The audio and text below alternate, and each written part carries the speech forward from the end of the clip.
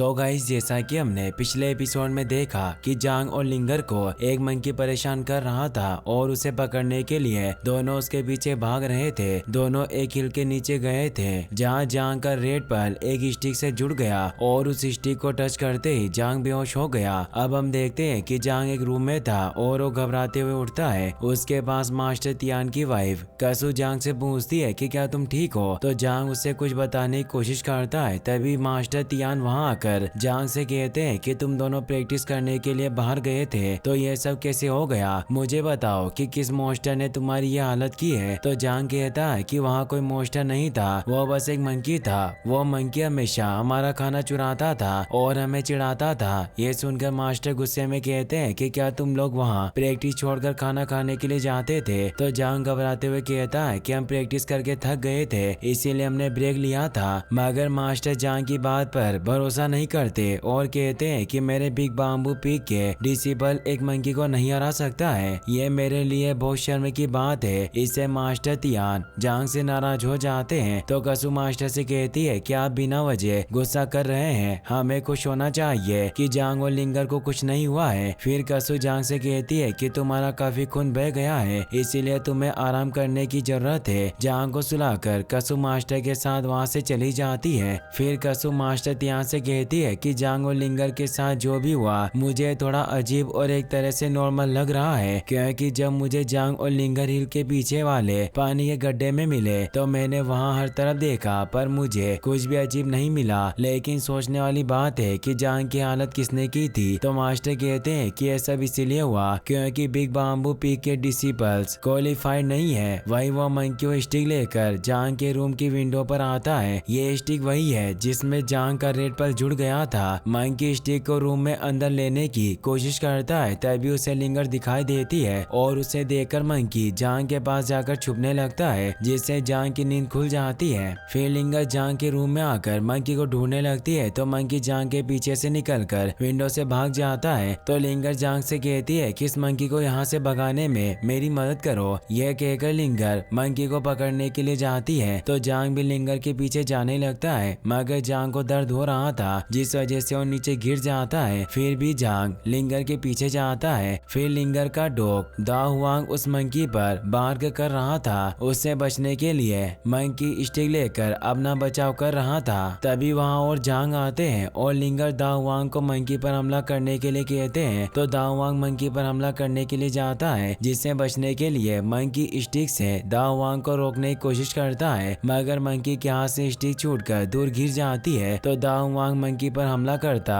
और उस स्टिक को लिंगर के पास ले जाता है। यह देखकर लिंगर को अच्छा नहीं लगता है। इसका फायदा उठाकर मंकी घर की छत पर चला जाता है और लिंगर की हालत देखकर मंकी उस पर हंसने लगता है। इससे गुस्सा होकर लिंगर अपने मैजिक स्कार्फ की मदद से उड़कर मंकी पर हमला करती है। हमले से बचने के लिए मंकी भागता है, मगर आगे जाकर मंकी एक टायर से टकराकर गिर जाता है। फिर भी मंकी उठकर भागता है, तो लिंगर भी मंकी के पीछे आकर उस पर हमला करती है। तो मंकी नीचे उतरकर भागने लगता है। तभी मंकी के सामने दा हुआंग और उसके पीछे लिंगर आकर खड़ी हो जाती है, जिससे मंकी बहुत डर जाता है। फिर लिंगर अपने मैजिक स्कार्फ से मंकी पर हमला करती है। तभी जांग मंकी के सामने आ जाता है, जिससे लिंगर हमला नहीं करती है। तो मंकी डरते हुए जांग के ऊपर चढ़ जाता है। उसे देखकर जांग खुश होता और मंकी भी खुश हो जाता है। यह देखकर लिंगर को बहुत बुरा लगता है। तो जांग उसे समझाने की कोशिश करता है, लेकिन लिंगर जांग की बात नहीं सुनती और कहती है कि अब तुम ही इस मंकी का ध्यान रखना, मुझे इससे कोई प्रॉब्लम नहीं है। यह कहकर लिंगर वहाँ से चली जाती है। इससे जांग बहुत खुश होता है। फिर जांग उस मंकी का नाम जियो हुई रख देता है। तो जियो हुई स्टिक जांग के पास लाकर उसे देता है। फिर रात को मंकी जांग के रूम में सो रहा था और जांग अपना कल्टीवेशन कर रहा था, मगर जांग कल्टीवेशन पूरा नहीं कर पा रहा था। जांग सोचता है कि जब भी कल्टीवेशन की प्रैक्टिस करता हूँ मेरे साथ हमेशा ऐसा ही होता है। मुझे ऐसा लगता है कि मेरी बॉडी में प्योर एनर्जी है और दुनिया हर चीज ग्रेट विजडम से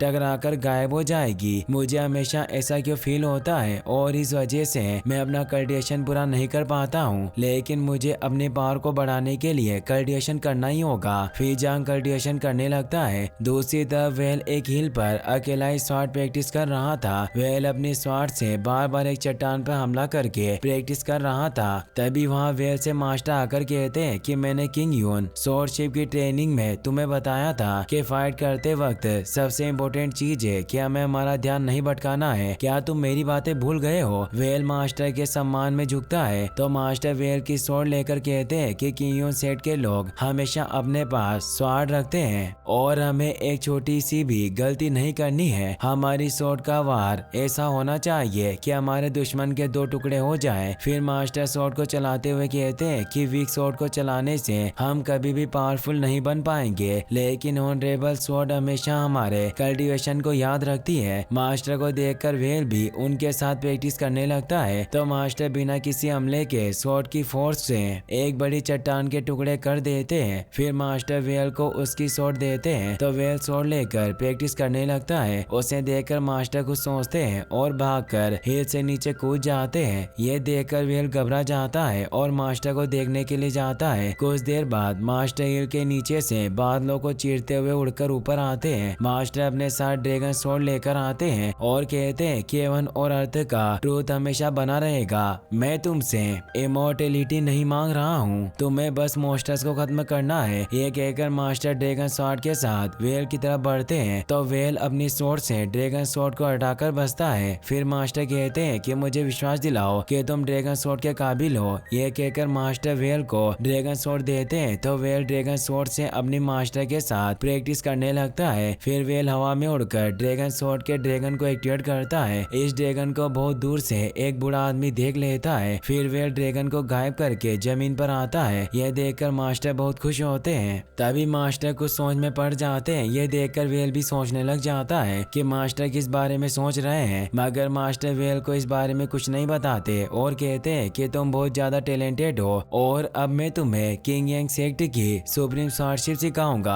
फिर मास्टर हवा में उड़कर कहते हैं कि 9 हेवेंस के मिस्टीरियस टेम्पल एक डिवाइन थंडर में बदल गए और हेवनली ग्लोरियस पावर ने स्वॉर्ड को संभाला। ये कहते हुए मास्टर अपनी पावर एक्टिवेट करके अपनी स्वॉर्ड को आसमान में भेजते हैं, जिससे उस स्वॉर्ड में लाइट एजो होने लगती है और आसपास काले बादल छा जाते हैं। ये सब देखकर वेल अचानक बेहोश होकर नीचे गिर जाता है। अगले दिन जांग खाना बना रहा था। जांग के पास एक विसल थी। दाओ वांग उस विसल को लेने की कोशिश कर रहा था तो जांग कहता है कि मैंने विसल सीनियर्स के लिए बनाई है। तभी वहाँ लिंगर आकर विसल के बारे में पूछती है, मगर जांग उसे विसल के बारे में कुछ नहीं बताता और विसल छिपा लेता है। तो लिंगर जांग से खाने के बारे में पूछती है तो जांग उसे खाना दिखाने लगता है। इसका फायदा उठाकर लिंगर जांग से विसल लेने की कोशिश करती है, मगर जांग से दूर चला जाता है। तो दाओ वांग जांग से ऊपर चढ़ने लगता है तो जांग लिंगर के पास चला जाता है, जिससे दोनों को शर्म आने लगती है। इसका फायदा उठाकर लिंगर जांग की विसल ले लेती है तो जांग विसल लेने की कोशिश करता है और विसल गर्म पानी में गिर जाती है। दोनों उसे लेने की कोशिश करते हैं। तभी सॉन्ग वहां आकर कहता है कि तुम दोनों मस्ती मत करो क्योंकि हमारे यहाँ कुछ गेस्ट आए हैं। ये सुनकर दोनों रुक जाते हैं तो सॉन्ग बताता है कि ड्रैगन पीक के डिसिपल्स यहाँ आए हैं। ये सुनकर जांग पूछता है कि क्या वेल यहाँ आया है, मगर सॉन्ग उसकी बात का कोई जवाब नहीं देता और लिंगर के साथ वहाँ से चला जाता है। तो जांग विसल लेकर उनके पीछे जाता है। वहीं फेंग और वेल मास्टर तियान की सभा में बैठे हुए थे। फेंग चाय पीकर खांसने लगता है तो मास्टर तियान कहते हैं कि तुम ड्रैगन पीक के डिसिपल हो और इसीलिए तुम हमारे बिग बाम्बू की चाय नहीं पीना चाहते हो। तो वेल कहता है कि हमारे टीचर ने आपको एक नोटिस देने के लिए यहाँ भेजा है। ये सुनकर मास्टर कहते हैं कि तुम्हारे टीचर कांग सोंग कुछ वक्त पहले ही बहुत आगे बढ़ गया है, इसीलिए उसने मुझे नोटिस भेजा है। ये सुनकर फेंग वेल को चुप रहने के लिए कहता है। फिर फेंग मास्टर से कहता है कि हमारे मास्टर को मास्टर दाओ जुआन ने सेक्ट संभालने के लिए दिया है और वो 7 डिविजन्स को संभालते हैं। इस बार हम नोटिस देने के लिए यहाँ नहीं आए हैं, हम किसी और चीज के बारे में बात करने के लिए यहाँ आए हैं। अभी 7 डिवीजन की मार्शल आर्ट मीटिंग में कुछ रूल्स को चेंज किया गया है। यह सुनकर मास्टर कहते हैं कि मीटिंग में हमेशा रूल्स चेंज होते रहते हैं। तो क्या हुआ?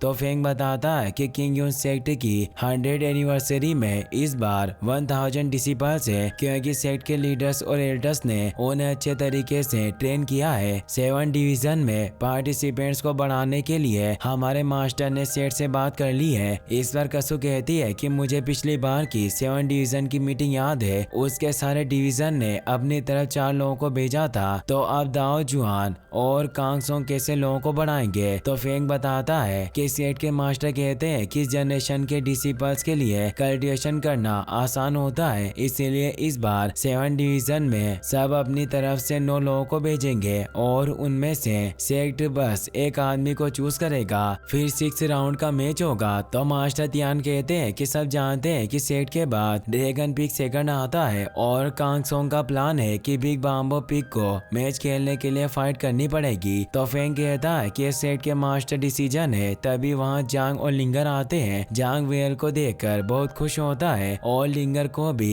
वेल से मिलवाता है। फिर मास्टर तियान फेंग और वेल से कहते हैं कि हमारे बिग बाम्बू पिग के डिसिपल्स गेम के लिए कुछ भी कर सकते हैं, इसीलिए तुम अपना ध्यान रखना। तो कसु सोंग से कहती है कि तुम फेंग और वेल के साथ रहना। फिर फेंग लिंगर की तारीफ करता है क्योंकि उसने लिंगर के बारे में काफी सुना था। इससे खुश होकर लिंगर फेंग के साथ बात करने लगती है। तो जांग लिंगर को अपने साथ चलने के लिए कहता है, मगर लिंगर जांग के साथ नहीं जाती और फेंग से बात करने लगती है। इससे जांग को काफी बुरा लगता है। फिर वेल जांग को लेकर बाहर जाता है। जांग कहता है कि हम दोनों ने 5 इयर्स से एक दूसरे को नहीं देखा, तो अब तुम कैसे हो? तो वेल कहता है कि मैं बिल्कुल ठीक हूँ, मैं बस प्रैक्टिस करता रहता हूँ। तो जांग पूछता है कि क्या तुम्हें हमारे काओ मियाओ विलेज की तबाही के बारे में कुछ पता चला? तो वेल कहता है कि मुझे इसके बारे में कुछ पता नहीं चला। मैं जब भी थंडर को देखता हूँ मुझे बहुत डर लगता है। फिर वेल कहता है कि ये सब बातें छोड़ो, मैं तुम्हें फाइट के लिए चैलेंज देता हूँ। ये सुनकर जांग खुश हो जाता है और दोनों अपनी बचपन की वुडन स्वॉर्ड से फाइट करने लगते हैं। जांग कहता है कि मैं तुम्हें 99 बार चैलेंज कर रहा हूँ, इस बार मैं जरूर जीतूंगा। और दोनों फाइट करने लगते हैं। जियो और दा वांग भी उन दोनों की फाइट देख रहे थे। जांग लगातार वेल पर हमला करता है तो वेल अपने मैजिक से जांग को नीचे गिरा देता है। तभी वहाँ लिंगर आती है और ये देखकर बहुत गुस्सा होती है। लिंगर जांग को उठाकर अपने मैजिक स्कार्फ से वेल पर हमला करती है। जांग लिंगर को रोकने की कोशिश करता है मगर लिंगर जांग की नहीं सुनती और वेल पर हमला करती है। तो वेल भी लिंगर से फाइट करने लगता है मगर लिंगर वेल को अपनी डिवाइन बॉन्ड में बांध देती है। इससे वेल बहुत गुस्सा होता है और लिंगर के बॉन्ड से छूटकर अपनी ड्रैगन स्वॉर्ड से ड्रैगन फॉर्मेशन को एक्टिवेट करके लिंगर पर हमला करने लगता है। और इसी के साथ ये एपिसोड यहीं पर खत्म हो जाता है। गाइस, अगर आपको ये वीडियो पसंद आया हो तो इस वीडियो को लाइक करने के साथ साथ चैनल को भी सब्सक्राइब जरूर कर लीजिएगा। Thanks for watching.